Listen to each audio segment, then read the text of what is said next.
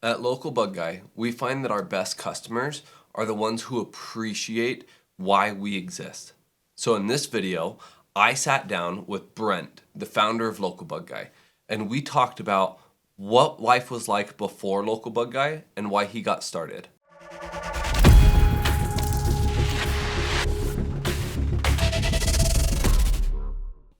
Cool. First topic, first thing I figure we'll talk about as an introduction is why you started Local Bug Guy. So first off, let's define Local Bug Guy. Okay. Local Bug Guy, I tell everybody we're a regional pest control company.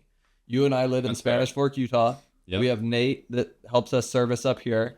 And then you actually started it in Southern California. Yep. Where our first and largest branch is. Yeah. We've got an office manager down there. Shout out Oscar. And then are there six technicians down there? Yeah.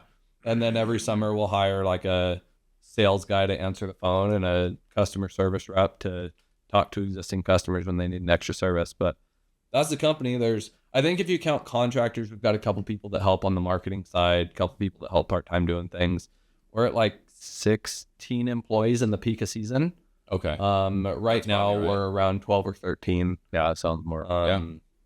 Sounds about right. So that's what Local Bug Guy is.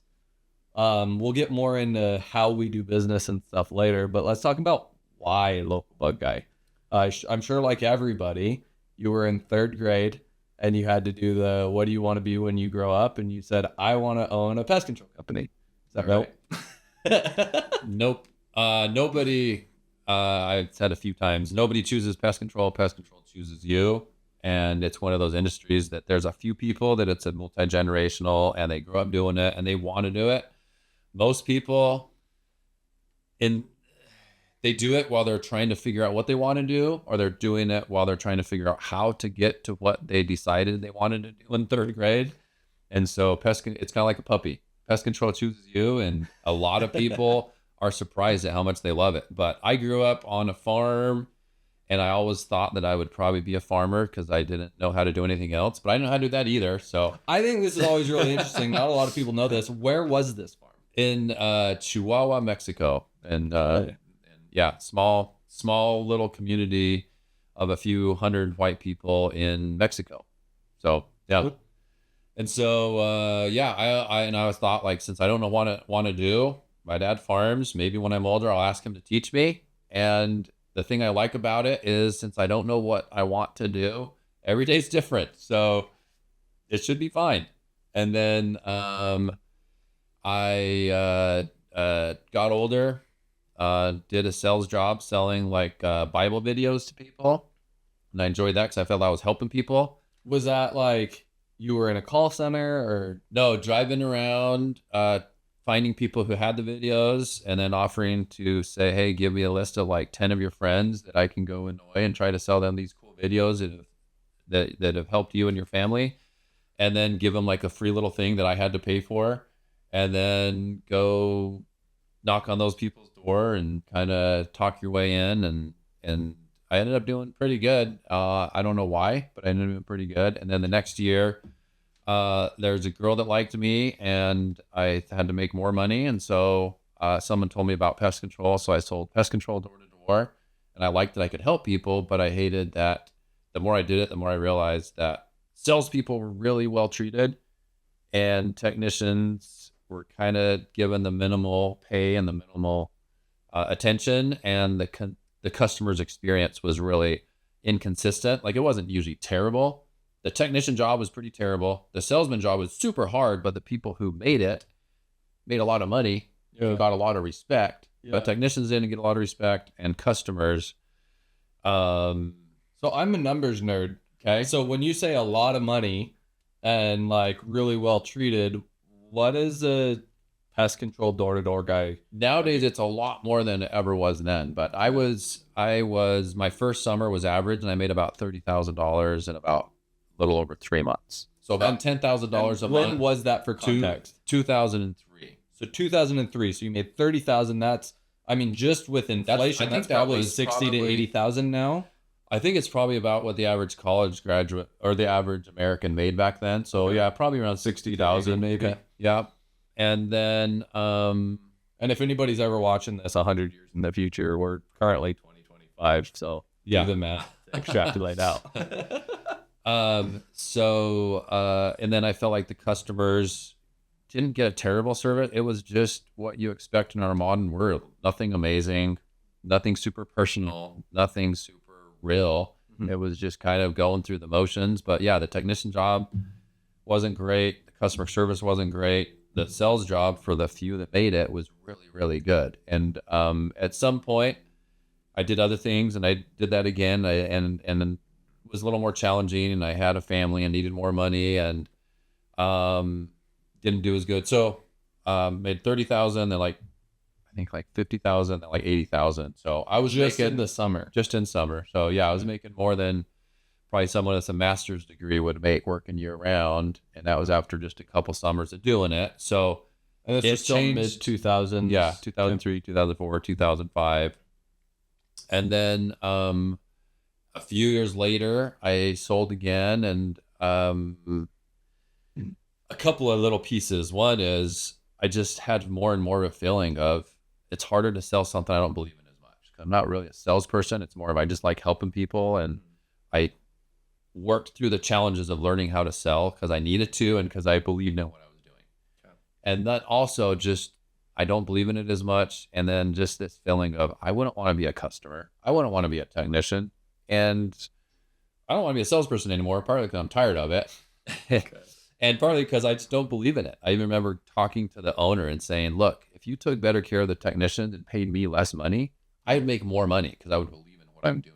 What does that mean to take better care of the technicians? Like, what were they? They weren't beating people. Like, not as far as I know. There wasn't any graveyards. It's just, so here's a couple of specific instances. One is they would just not have the same technician. So the technician would just show up to a random house.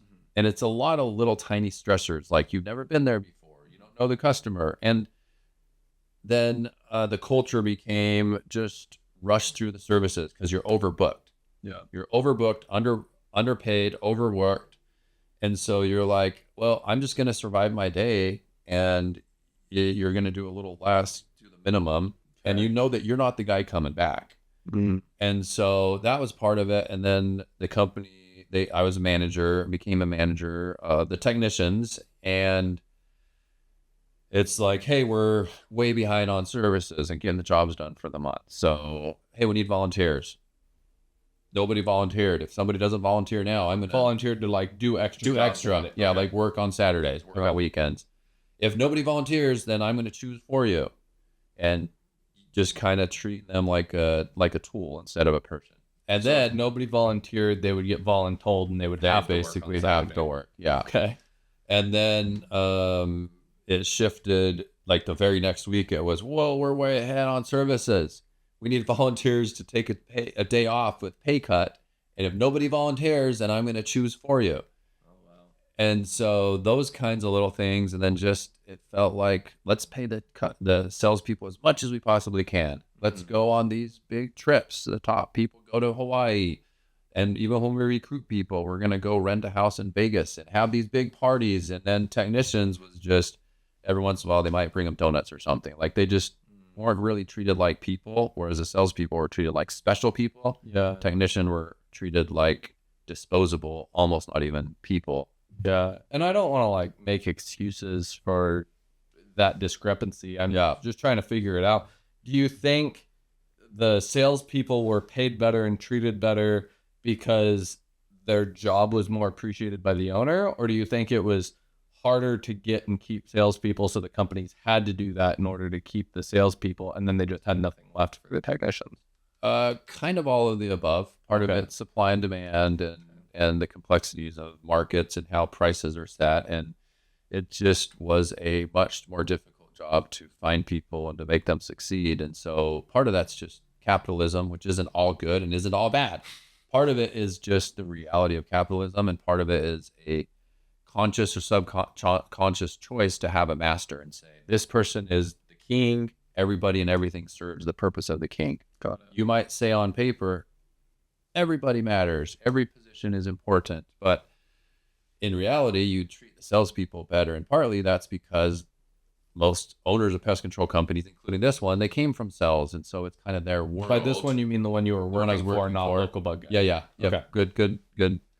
Clarification. And then just the reality of when it comes to a business, having more and more money coming in and growing is really important for survival.